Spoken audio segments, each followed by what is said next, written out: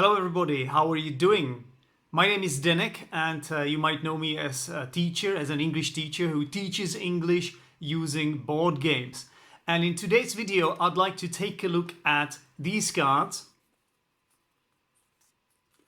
which come from a game called Deception, Murder in Hong Kong, which is essentially a social deduction game in which you have to investigate a murder. You have to find out who done it. So in this game, you've got two types of cards. The blue cards, which are essentially the murder weapon. Yeah. And you also have the red cards, which are a piece of evidence left behind or left on the crime scene. Okay, so you can see that we have all these different cards, and I have picked out cards specifically which contain a silent letter. Now, what is a silent letter? A silent letter is a letter which is normally pronounced, but in certain words, this letter is not pronounced. There are a lot of silent letters in English, so let's take a look at all these cards and what sort of silent letter they have in them. Okay, so let's start with the red cards then. How do you think this is pronounced? Vegetables. So basically the second E is silent. It's not vegetables or vegetables, it's vegetables. Vegetables. So this second E is silent. Okay, now this one is pronounced as, what do you think? Can you have a guess? It's actually pronounced chalk. Chalk. So there is a silent L. Now the next word, this one is pretty easy, I would say. It's pronounced, obviously, hourglass. Hourglass. So we've got a silent H, which is normal in a lot of languages like French or even Italian. But in English, sometimes you have a silent H at the beginning of words, in words like honest or air, spelled with H, and also hour and hourglass.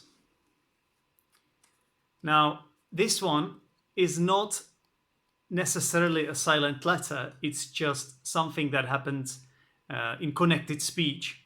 Whenever you have got a word which ends with T sound, or let's say there is a T letter and T sound, and then you have got the same letter in the following word. So what happens is that you only pronounce it once. So it's not a silent letter as such, but I thought it was close enough. So test tube, test tube, test tube, not test tube, but test tube. All right. How about this one?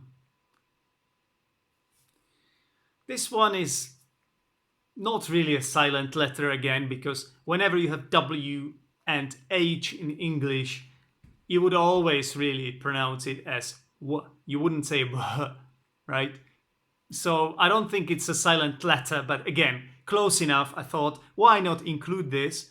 And this one is obviously pronounced as whip, whip, a whip. But of course, there are more words which start with WH. Who, whose, what. Yeah. It's not who or whose or what, right? So whip. Okay, this one is well known. It's, of course, knife, knife, silent K, knife. There are more words like that, like night, or even not. Yeah. So the second thing here is that in British English, whenever there is an R, letter R, in the middle or at the end of words, unless I'm mistaken, it is silent. So in British English, this would be knife and fork, fork, not fork.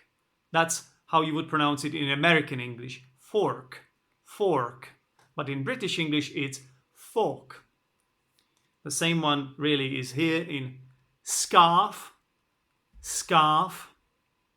Americans would say scarf, scarf, but British people scarf.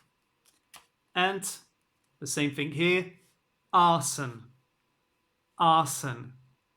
Americans would say arson.